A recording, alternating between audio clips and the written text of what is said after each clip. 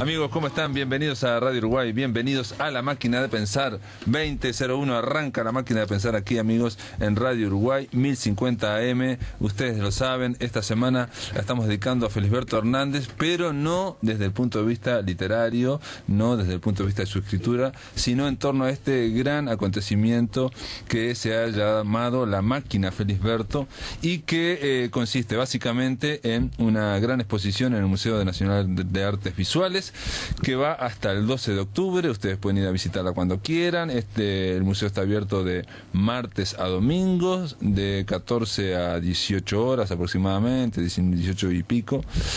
Y decirles que este viernes en Fundación Unión va a haber una mesa redonda en torno a Felisberto, pero desde el punto de vista teatral. Mariana Perkovich, Paula Villalba y Gabriel Calderón hablarán de Proyecto Felisberto. Es una obra teatral muy experimental que ocurrió ahí en el Teatro Solís y que está recorriendo los barrios de alguna forma, pero hablando del backstage, de cómo. Y también van, si ustedes van, esto es viernes 19 a las 19 horas, va a haber un condimento especial. Hay una pequeña obra, una adaptación dramática de Libros sin tapas, de la actriz Karina Viasco. Libros sin tapas, el primer cuento que se llama como El libro sin tapas, es un cuento muy raro, lo hemos dicho aquí. Se trata de que los dioses se juntan y dicen que se terminaron las religiones y que van a fundar una nueva religión y que entre otras cosas van a empezar a castigar. Y la primera castigada, bueno, es esta protagonista, que la cuelgan de un anillo de Saturno y que le dicen que no puede pensar en sí misma. Si piensa en sí misma se va a caer del anillo de Saturno y tiene que mirar la Tierra. Esto es el inicio del cuento que va a ser adaptado dramáticamente por Karina Viasco, que lo hace, porque acabo de venir ahora y vi un ensayo general, lo hace colgada de unas telas, y dice todos sus parlamentos, bueno, baja en algún momento y después sube. Realmente es una obra, una adaptación de un cuento, dura unos 15 minutos. Si ustedes van este viernes 19 a las 19 horas en Fundación frente a la Plaza Independencia, podrán ver esto y también podrán asistir a esta charla en torno a Proyecto Felisberto. Pero bueno, para hablar de esta muestra llamada La Máquina Felisberto, el lunes se pasó por acá Gustavo Fernández, ayer pasó Pablo Casacuberta y hoy le damos la bienvenida a Enrique Badaró Nadal. ¿Cómo andás, Enrique? Ando muy bien y muy agradecido de haber sido invitado. Enrique Badaró es artista plástico, es gestor cultural. Acá falta también que sos docente, ¿no? Sí, ¿no? Sin duda, sí, ya varios años. En la EMAD y en ORT, en la Universidad de ORT. En la parte, digamos, de escenografía, digamos. Escenografía, diseño escénico, máscaras y dirección de arte para cine. Bueno, artista plástico, también ha sido escenógrafo teatral, coordinador general del Centro Municipal de Exposiciones. Estuviste, digamos, este es el centro, el subte. El subte, sí, estuve 10 años. Estuviste 10 años. Y ahora, bueno, sos asesor de artes visuales del Departamento de Cultura, en fin, profesor en la EMAD, acá veo la Universidad de la ORT, y has desarrollado una actividad docente y también obviamente artística, que es por lo que te invitamos para hablar un poco de esta obra tuya en el Museo Nacional de Artes Visuales. Hay que aclarar algo que no he dicho estos días, que la curaduría está en manos de Soledad Hernández, aunque también colaboraron en otro momento Roberto Chavarren. Exacto, y alguien que se me escapa, una tercera persona que ahora lo voy a decir, y que son 35 obras y que obviamente no pueden venir los 35 por acá, por eso elegimos algunos. Sí, Y en tu caso, Enrique, tiene algo que ver con tiene una afinidad con lo que vimos el lunes. El lunes estuvimos hablando con Gustavo Fernández, que hace una especie de instalación en torno a un piano. Exacto. Y en el tuyo hay una gran pintura enorme, con un piano que uno lo ve ahí muy castigado, con un par de hoces clavadas. Exactamente. Bueno, además de ser muy amigo de flaco Gustavo, me gustó mucho haber coincidido en la utilización del piano de manera diferente, muy distinta, porque la obra de Gustavo es un piano muy nostálgico, está destruido, pero está como digamos embebido en hojas otoñales y una cosa muy poética, y el piano mío, digamos, conforma un elemento de instalación frente a, digamos, un vínculo entre ese piano y esa tela gigantesca que son casi 13 metros de largo por 3,20 de alto. Sí.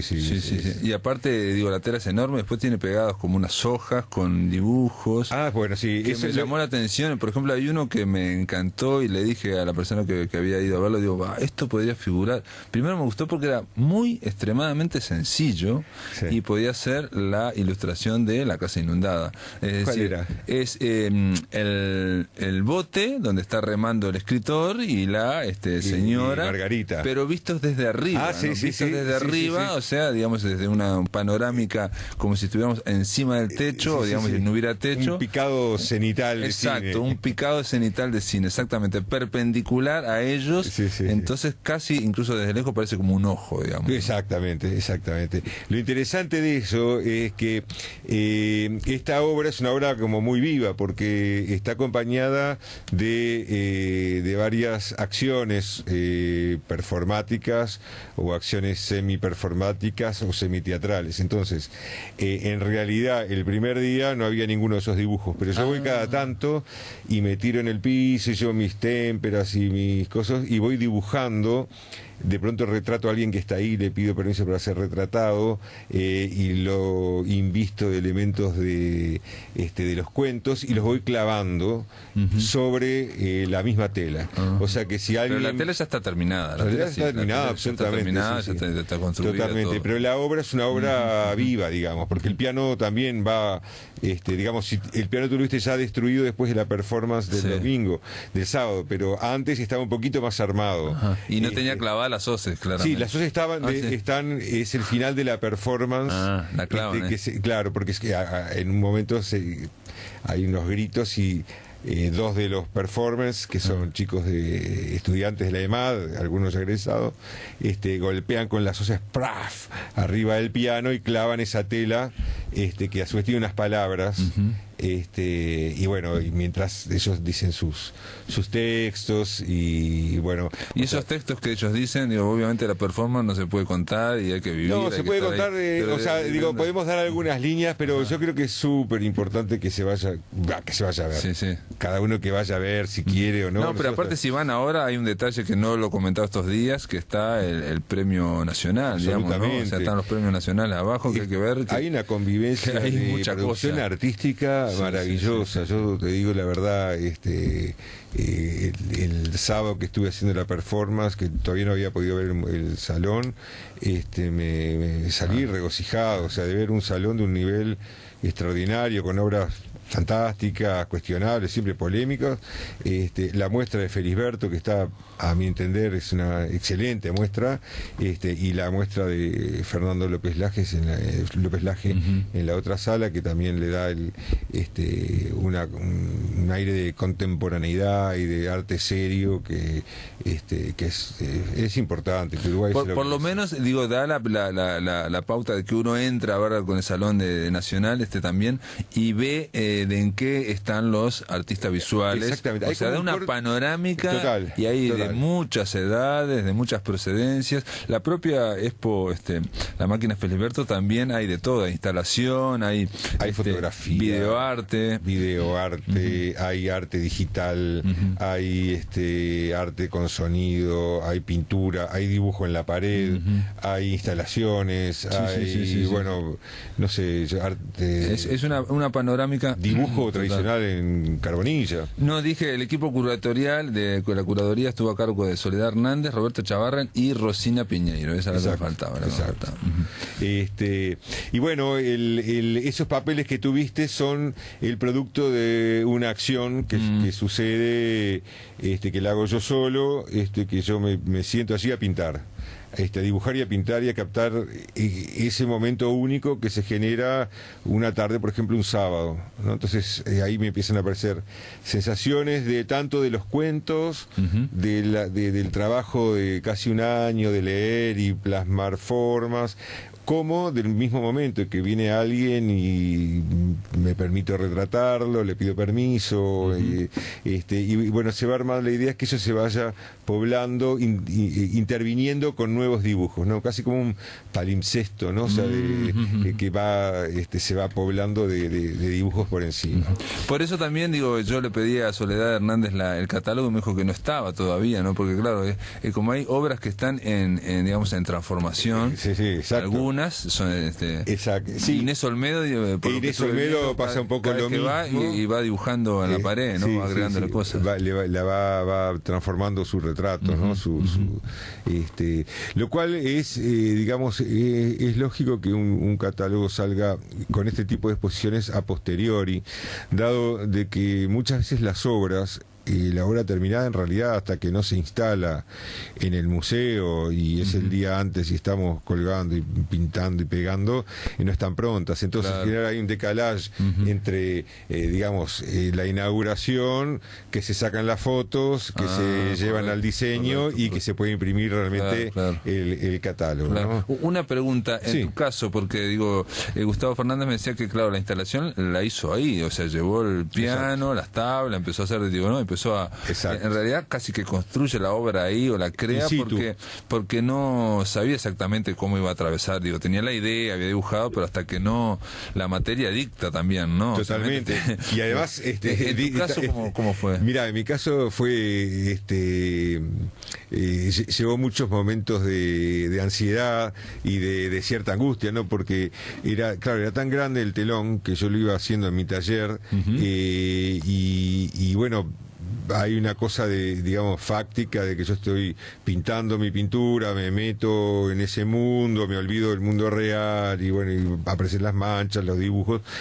Pero después está que me tenía que conectar con los curadores, y la medida cómo es, si dará y habrá lugar. Entonces yo en realidad hasta que yo llegué no sabía si la obra iba a ser colgada plana o en ángulo o curva o habría que doblarla porque no sabíamos si entraba. Finalmente no, pero está perfecto, está quedó en un lugar muy bueno, muy bueno el lugar, se ve muy bien desde el otro lado, porque podés tomar distancia muchísima distancia. Entonces conseguimos una buena pared, pero bueno, es esa cosa de que siempre con ese tipo de obra tenés un poco la duda, bueno, entrará, no entrará, habrá que cortar, habrá que doblar, bueno, pero no hubo ningún problema. Ahí no es la materia la que dicta, sino el espacio el que dicta. El espacio, el espacio, la buena voluntad de los curadores, de los colegas artistas que quieren compartir o no, pero no, es todo fue todo un trabajo muy armónico, muy lindo, muy lleno de información, y bueno, yo en lo personal soy una persona que por haber trabajado mucho en teatro y mucho en cine, en general la obra de arte visual basada en obra de escritores o en citas cinematográficas a mí me gusta mucho, ¿no? O sea, yo hice una curaduría hace ya unos cuantos años sobre Akira Kurosawa, los poquitos años de morir. Mirá. Acá le dedicamos una semana a Kurosawa. De haberlo sabido te habíamos llamado, esto fue en el 2000, para hablar de Kurosawa. 2000 y Kurosawa no me acuerdo. Esto creo que fue en el 2003. Y bueno, en aquel momento invité a 8 artistas, y fue una exposición en el subte muy linda, porque aparte, bueno, conseguimos armaduras reales de samurái, conseguimos muñecas originales de Teatro No en la embajada, y bueno, cada uno de los artistas que estaba ahí, Cancro, estaba Nelson Ramos, Javier Bassi, bueno, cada uno interpretó, digamos, Kurosawa desde su lugar. Pues es que yo una vez pasé por París, y yo tengo que contar porque me pareció alucinante, fui al centro de Georges Pompidou y justo había en un costadito una exposición de dibujos de Kurosawa para Ran, para la película Ran, exacto. Y entonces estaban los vestidos, ¿viste? Y le da mucha importancia a los colores. Digo. Absolutamente. Pero me sorprendió que los dibujos eran muy solventes, ¿no? O sea, claro, él era dibujante también. O sea, con Kurosawa pasa que Kurosawa empieza como estudiante de pintura. O sea, su juventud es un estudiante... Él quería ser pintor, exacto, militante, aparte controversial, de pintura, y creo que queda un cuadro de esa época, y después eso lo aplica.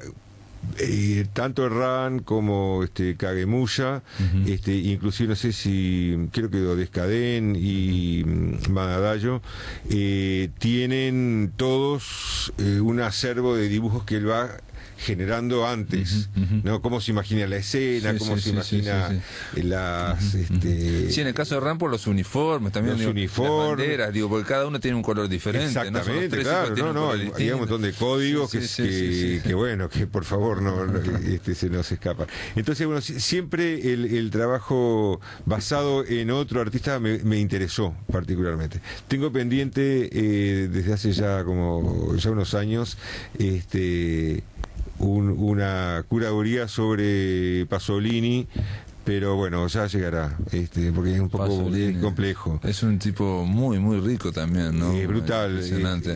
Él era poeta antes de ser famoso cineasta, y era uno de los poetas más grandes de Italia en su momento. Sin duda. Poeta, periodista. Después de triunfar como poeta, después triunfó como periodista, y después recién se puso a hacer Totalmente. Y siempre polémico, ¿no? Y uno también, cuando pasa determinada edad, que empieza con las cosas que uno criticaba de la gente mayor, se pone también como no es que yo no me enojo ni me indigno nada, pero me sorprende muchas veces, por ejemplo, nombrar a Pasolini y que la gente joven no sepa quién es.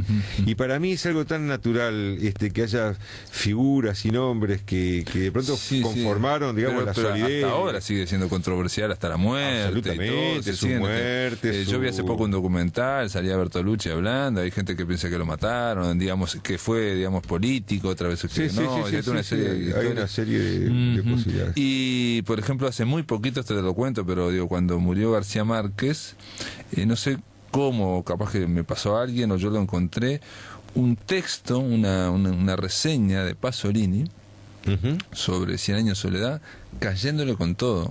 La única crítica negativa que yo he encontrado de 100 años de soledad es la de Pasolini, y muy bien fundamentada. O sea, decir, le entendés perfectamente por qué él dice que está escrita para el patrón, ¿no? Él dice que está escrita para el patrón, dice, pues a veces la crítica es que es todo para entretener y para que siempre sorprender y no sé qué, no sé cuánto.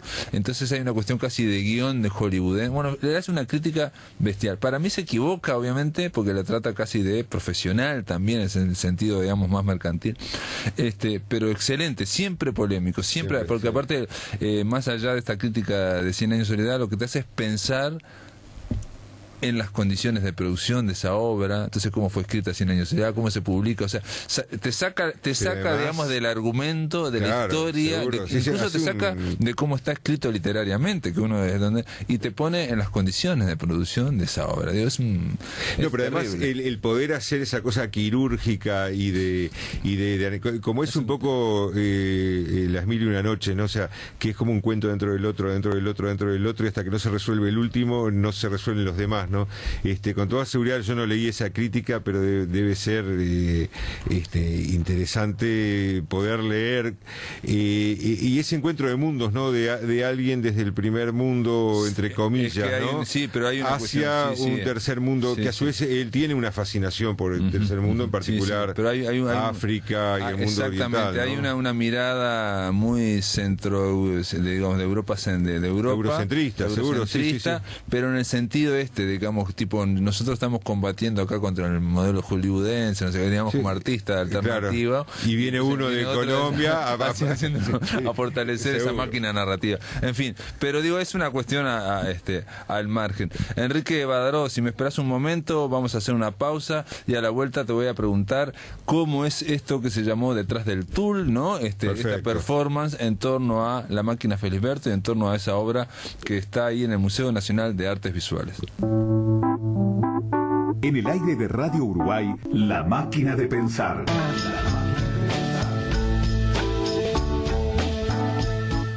Amigos, estamos hablando aquí fuera del micrófono, estaba hablando con Enrique Badaró Nadal. Él es uno de los artistas visuales que homenajean a Felisberto, a la máquina de Felisberto, en el Museo Nacional de Artes Visuales, ahí en el Parque Rodó. Y nada, Enrique, quedó planteada una pregunta ahí, que es en torno a esa gran tela que hiciste con el mundo felisbertiano, ¿no? De la literatura de Felisberto, y ese piano que hay enfrente, y hay una performance que se llamó Detrás del Tul. Exacto. ¿Qué es exacto. ¿Cómo?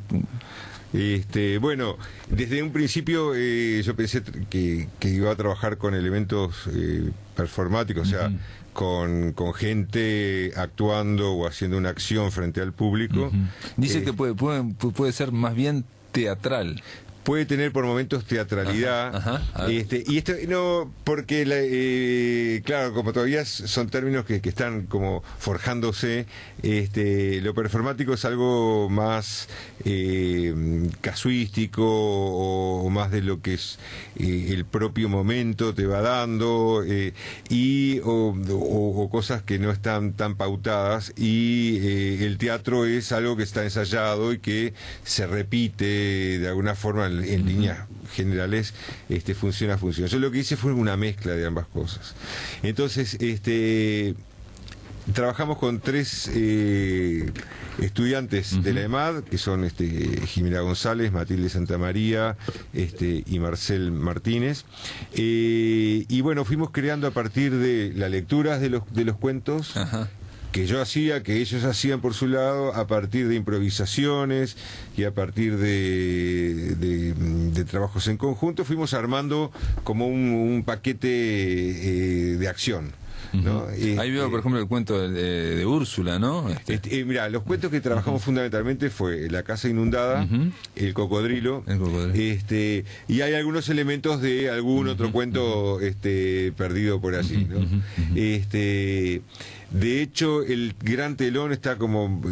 los colores están basados en lo acuoso de una casa que yo me imaginaba con plantas y agua. Para mí, de estos 22 artistas que fueron convocados, yo lo que decía, muchos hablaron del agua, ¿no? De muchos, claro, de la casa inundada, obviamente el agua a nivel arquetípico es la creación, ¿no? La creatividad, ¿no? Es la creatividad. Y sobre todo la casa inundada es eso, ¿no?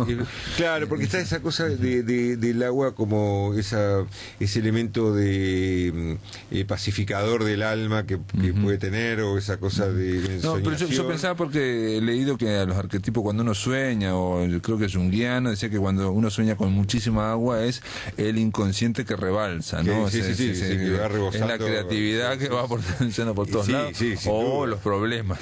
O los problemas que, bueno, van juntos, se van de la mano. Entonces, bueno, yo creo que La casa inundada tiene un poco, es como un símbolo para todos nosotros, como esa cosa de que nos sentimos como inundados de esa, por un lado, de esa creatividad, esa creatividad con los problemas que conlleva, etcétera. Bueno, pero de hecho nosotros lo que trabajamos es una parte de más acción, más con improvisación y con elementos que surgen en el momento, y otra parte donde aparecen más textos. Los textos que están dichos teatralmente, entre comillas, ¿no? Son textos sacados de los distintos cuentos. En particular, son 2 textos de La casa inundada y un texto del cocodrilo. Enrique, un poco ampliando el espectro, te voy a decir algo que quizás es muy sencillo, muy simple de ser alguien que no está directamente en el mundo del arte visual, pero uno ve de lejos que en su momento, hace relativamente poco, hubo una polémica entre, digamos, los artistas materiales que están con la materialidad, los que saben no pintar, dibujar, los que se enchastran, ¿no? Los que generan una gran técnica para hacerlo. Digo, por ejemplo, para pintar un gran lienzo como el tuyo, hay que tener algo de perspectiva, de idea, para que eso ¿no? Sí, ¿no? de conocimiento. Sí. Y los otros, digamos, que son, digamos, el arte conceptual, inmaterial, que es más de la idea, poniéndolo en un extremo, está este famoso artista, Damian Hirst, ¿no? Claro. Que él dice que él no toca nada, que simplemente piensa y después contrata a gente, ¿no? Para que arme lo que él Para desea. que arme, yo que sé, se le ocurrió hacer una calavera con piedras preciosas, entonces contrató artesano, compró las piedras preciosas, no sé qué, todo eso, él no tocó nada, digo, Sí, y sí, está con la su calavera y hecha con diamantes, ¿no? Sí, y cuesta $2 millones, no sé, o lo que fuera. Entonces, yo siempre digo que eso fue hace 2 años, que leía que el dibujante David Hockney había hecho una exposición en su momento en Londres hace relativamente poco, una retrospectiva, y decía, todas las obras están hechas por el artista. Claro, sí. Es como una polémica, y yo te lo pregunto porque te veo que estás en el medio, digamos, vos nadando como en la casa inundada, ¿no? O sea, Exacto. te metes en un lado, o sea, haces un gran lienzo, pero tampoco desdeñas lo otro, la instalación, lo que es la idea, lo que es la... No, porque mira, yo si hay algo que realmente encontré y se consolidó en mí, es que estoy en contra de las clasificaciones, ¿no? Simplemente no me sirven las clasificaciones. Entonces, bueno, yo creo que en el arte a mí me pasa, de pronto a otro no le pasa. Digo, yo hago lo que realmente siento en el momento, utilizo el lenguaje que se adecua a lo que yo quiero decir en el momento, utilizo los materiales, lo que sea. Pero a su vez la gran variedad de actividades en las que he estado me han hecho dar cuenta de que muchas veces, sí, obviamente el trabajo manual, la realización, digamos, de una manera artesanal, digamos, o manufacturada de la obra de arte, tiene un valor en sí mismo. No, y aparte la materia dicta, eso también eso es cierto, ¿no? Los escultores lo saben, digamos, ¿no? O sea que puedes tener una idea, pero eso después te va guiando, hay una interacción. Exactamente, pero a su vez los directores de cine también, en un momento también. Pero todo eso a su vez está basado en un pensamiento. Entonces, la manualidad sin ese pensamiento, sin eso que tú querés decir o querés transmitir, por más confuso que lo tengas, no puede crear una obra de profunda.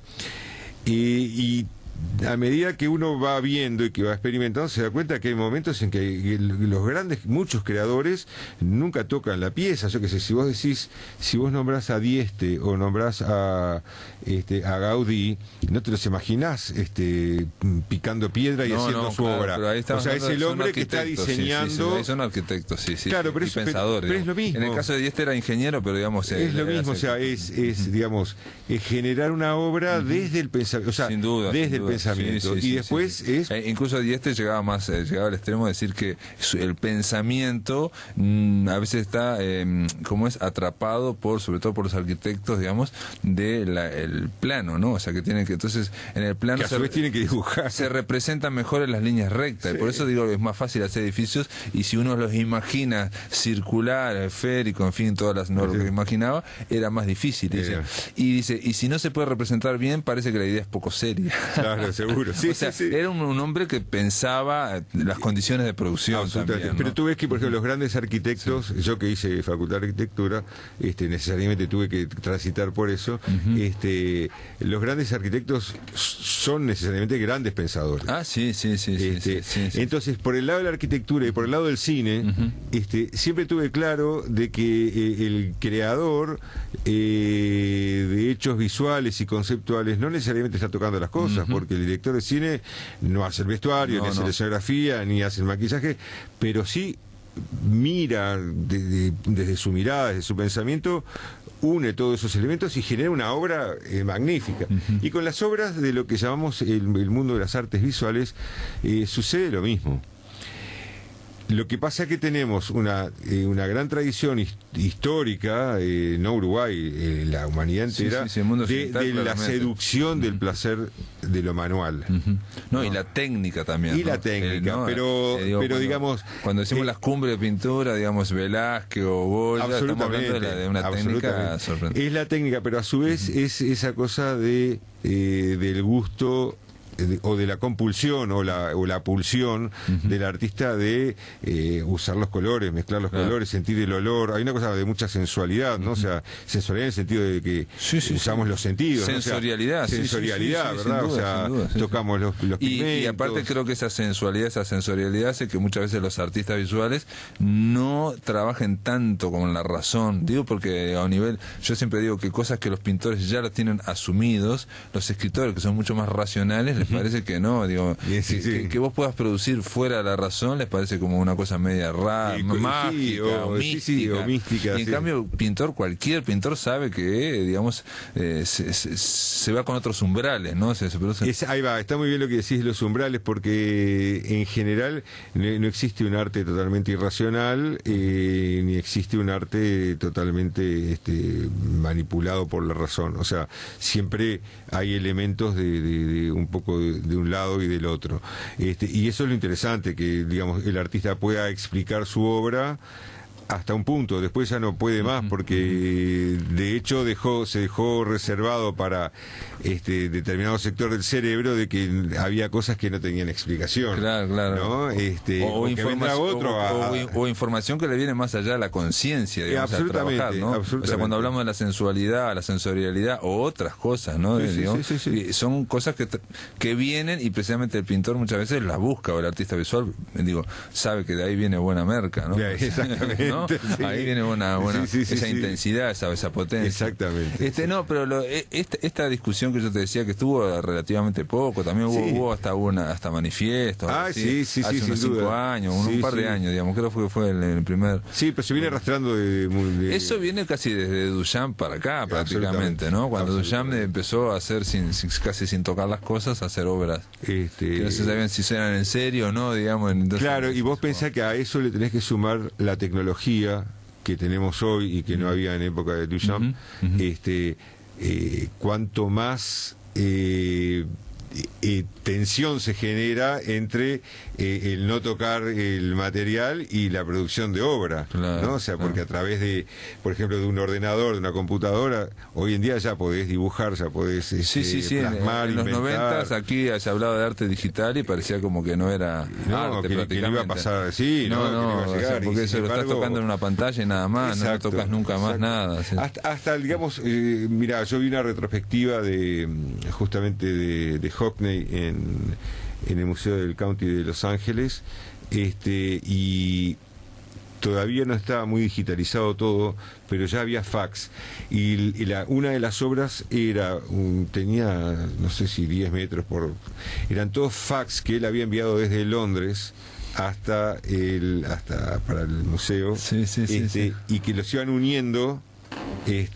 O sea, le hacía el dibujo en Londres, lo pasaba por fax, lo recibían en Los Ángeles, y lo iban uniendo de acuerdo a un orden que él les había dado, y se iba armando la imagen, ¿no? O sea, no era una asociación sino que la propia entonces como un rompecabezas a distancia. O sea, yo creo que hay toda una serie de juegos, divertimentos y propuestas digamos muy serias en cuanto a justamente todo eso que es la inmaterialidad, digamos, el uso de las nuevas tecnologías, que en esa y la percepción, ¿no? Y en esa tecnología, en esa inmaterialidad también, en el medio está, digamos, una programación también, ¿no? Absolutamente, una gran racionalidad. Alguien me decía, yo una vez le pregunté a un conferenciante que venía acá, hablaba del arte visual, entonces decía que obviamente decías ese panorama que estás diciendo vos, que digamos que incluso él decía que estamos viendo solamente los efectos de la revolución del siglo XVIII, ¿no? Cuando se rompe el canon del siglo XVIII y ahí se crea el crítico de arte, porque hay que entenderle, ¿no? A partir ya no hay un canon, ¿sí? Pero ¿qué pasaba con todas las artes? Yo le decía, pero ¿y cómo en escritura, no? En literatura, ¿cómo puede ser? Y me decía, bueno, imagínate estar escribiendo a máquina de escribir y estar escribiendo en una computadora. De repente vos podés estar escribiendo algo que sea muy intenso y podés golpear las teclas, ¿no? Se puede, ¿no? De alguna forma se puede producir. En una computadora, por más que golpee fuerte, despacio, siempre va con el mismo, ¿no? Porque está intermediada por una programación. Exactamente. Sí, son elementos, como decís vos, usaste muy muy interesante la intermediación, o sea, que es la herramienta de que hay que saber que esa herramienta existe y bueno, hay que trabajar con ella. Imagínate la diferencia de escribir a pluma, claro, a lapicera, de lapicera a máquina de escribir, de máquina de escribir a ordenador, a computadora. O sea, son todos procesos que con toda seguridad han transformado las formas de expresión. Ahora, lo que no ha desaparecido es la pulsión creadora, la capacidad de reinventar la obra de arte, de recrearla, de citar la historia hacia atrás, de conectarte con los otros artistas. Pero hay un tema que me interesa de todo esto que tú decís, y es que yo creo que en definitiva, como las artes están basadas en la percepción, y la percepción es un fenómeno exclusivamente cerebral, yo creo que todas las artes son virtuales. O porque, digamos, todo el mundo artístico en realidad sucede en nuestro cerebro, ¿no? O sea, porque de hecho en general no tenemos un contacto de tocar la obra de arte. Sí, no, y que depende, digamos, de cómo están nuestros sentidos, nuestros centros nerviosos de ese momento. Claro, depende además, muchísimo de y ahí se atraviesa los elementos culturales. Yo, por ejemplo, siempre digo, cuando hablamos de, por ejemplo, uno de los íconos más trillados, pero que vienen bien, la Mona Lisa, ¿no? De Picasso, iba a decir. La Mona Lisa de Da Vinci, ¿no? O sea, yo he ido varias veces al Louvre, he visto la Mona Lisa en 2 o 3 posiciones distintas, creo que en 2. Y entonces lo que uno llega al final a la sensación es que en realidad lo que ve no ve la Mona Lisa, tiene la experiencia Mona Lisa. Claro. De la experiencia Mona Lisa, ¿qué es? Es algo como muy performático, es un objeto que apenas se ve detrás de un vidrio y detrás de 40.000 turistas con máquinas, y en ese morbollón que es como una adoración de algo muy ritual. Sí, hay un ícono ahí, aparte que son... Y que uno sabe que va a ver mejor la Mona Lisa en un buen libro o en una buena postal, que esa Mona Lisa. O te encontrás y ay, qué chiquita que es. Sí, claro, ese tipo de cosas. Entonces, uno la obra de arte va acompañada de esas vivencias. Entonces, ahí aparece el otro fenómeno que es la memoria, que es la que nos hace vivir la obra de arte en nuestra cabeza. Por eso yo creo que la obra de arte sigue siendo inmaterial. Y ahí aparece otro fenómeno que también es el tema de que para donde va todo el mundo también hay una presión, ¿no? Entonces, como hay millones de personas diciendo que eso es bueno, también hay una presión y bueno... Bueno, eso es uno de los temas de la museística, de, digamos, los museos que venden, qué es lo que vende un museo, claro, ¿no? O sea, pero aparte de la obra, y para volver acá a 2014 también está hasta, capaz que es una exageración lo mío, pero hay fenómenos hasta de modas, digamos, de lo que se puede llevar o no. Pero eso, Enrique Badaró, te lo dejo planteado. Vamos a una pausa que me retrasé bastante y después de la pausa seguimos conversando aquí con el artista visual Enrique Badaró. En el aire de Radio Uruguay, La Máquina de Pensar. Estamos hablando de la máquina Felisberto, del Museo Nacional de Artes Visuales. Se trata esta exposición en torno a Felisberto Hernández con Enrique Badaró Nadal. Obviamente nos fuimos, estamos hablando del arte en general, pero bueno, es una forma de dedicarle y de tratar de conocer tu mirada, Enrique, que tiene que ver también este hombre. Cuando yo fui a esa conferencia decía que en el siglo XVIII se rompen los cánones, digamos, de cómo hay que hacer las cosas, ¿no? Y cada artista tiene que hacer su propio canon, casi construir su propia visión, lo cual es muy difícil, ¿no? O sea, genera mucha fuerza, mucho esfuerzo, y entonces tratar de construir o de generar un estilo personal, y en ese camino se nutre el arte también de la vida, ¿no? De absolutamente, de todo el desarrollo, ¿no? En realidad, en general, el arte está vinculado a la vida en particular del artista y a la vida del colectivo.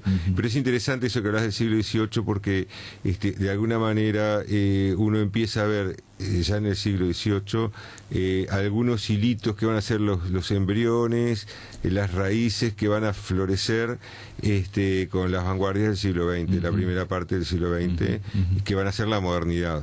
Y ahí está el crítico, entonces, a ver, para tratar de hacer una lectura de esos autores, a ver, de esos artistas, ¿no? Cuáles son los buenos, y ahí están los desplazados, entonces los que están desplazados por Después, la crítica. claro. Y ahora llegamos al siglo XXI, digamos, en 2014, ¿y qué pasa con la crítica actualmente? Porque digo, el arte, por otro lado, Bien parece interesante. el vale todo en algún momento, y entonces parece que el crítico parece que... No, que yo lo que creo es que hay una diferencia radical entre lo que es la crítica de la modernidad, por ejemplo, y lo que sería la crítica de la contemporaneidad, ¿no?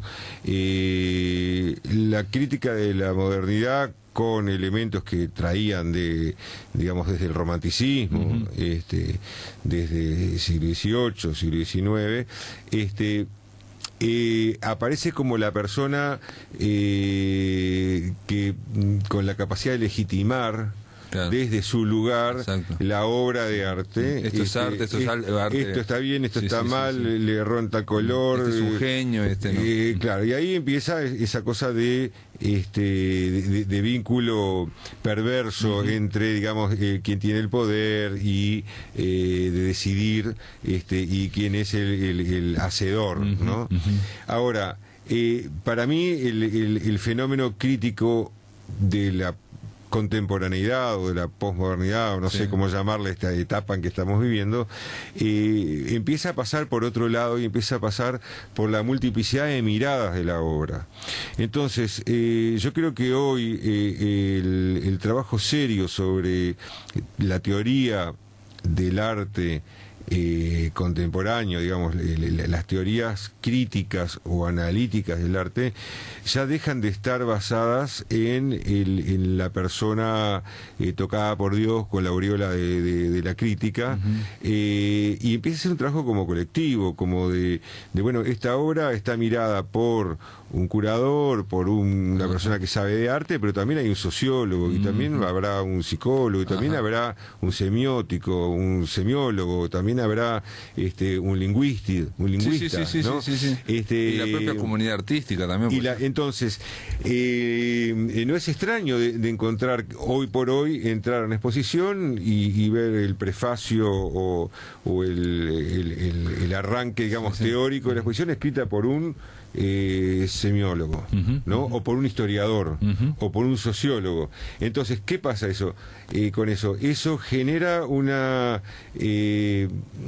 proyecta a otros rincones el arte, ¿no? Ya se desprende de aquello de que había una persona elegida que era capaz de definir lo lindo, lo feo, lo bueno, lo malo, o de encasillar aquí y allá.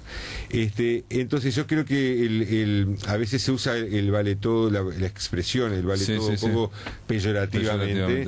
Y yo creo que no es así, porque en realidad no es que todo valga, todo es factible de ser leído, que es distinto, ¿no? Y todo, al ser factible de ser leído, es leído en un entorno, en un contexto, en un encuadre situacional, histórico, político, y con social. Una intencionalidad, ¿no? Y con una intencionalidad. O sea, eso parece que lo fundamental, sí, ¿no? Nosotros, por ejemplo, que haya una intencionalidad detrás de todo eso. Sí, ¿no? sí. Nosotros estuvimos en la Manifesta 9, que es una bienal europea, que se hizo, ahora la última se hizo en San Petersburgo, la anterior estuvimos, que se hizo en Bélgica, en una antigua mina de carbón, ¿no? Entonces el piso lo que sería el sótano, el subsuelo, estaba dedicado al trabajo creativo de los empleados históricos de esa mina y de las familias de los mineros. Entonces, o sea, uno veía desde las carpetitas bordadas por las mujeres que esperaban al marido que llegaba de la mina, yo qué sé, en 1920, 1930, compuesta como obra de arte, ¿no? O sea, o el tipo de música que escuchaban y que ejecutaban, y todavía quedaba alguno que había trabajado que ejecutaba esa música. Entonces, esa pieza de arte en un contexto de arte contemporáneo de pronto no tiene sentido, porque en un contexto de una visión más antropológica, más sociológica, está perfectamente ubicada. O crítica también. O crítica, ¿no? Crítica, Entonces, no crítica. uno tiene una visión mucho más total del asunto. Lo que genera también es que muchas veces que la creatividad pasa al espectador y también muchas veces, parte de la creatividad, digamos, hay un compromiso y hay un compromiso también del espectador de saber, digamos, o de pensar más la obra. De reflexionar. De no cerrarse y reflexionar y buscar. Y no algo ya dado. Y no quedarse, intentar no quedarse por fuera. Enrique Badaró, gracias por estar acá en la máquina de pensar. Se pasó volando la charla. Bueno, a las órdenes y invitamos a todos a que vayan a la muestra del Museo Nacional. Mañana vamos a seguir con otro artista, Domingo Ferreira en este caso, alguien que también sabe diseñar libros, en fin, un artista visual que también está en esta máquina Felisberto, y también hablaremos con Alicia Pérez sobre la mesa redonda que va a ocurrir el viernes en Fundación Unión con la participación de Karina Viasco. Amigos, que lo pasen muy bien.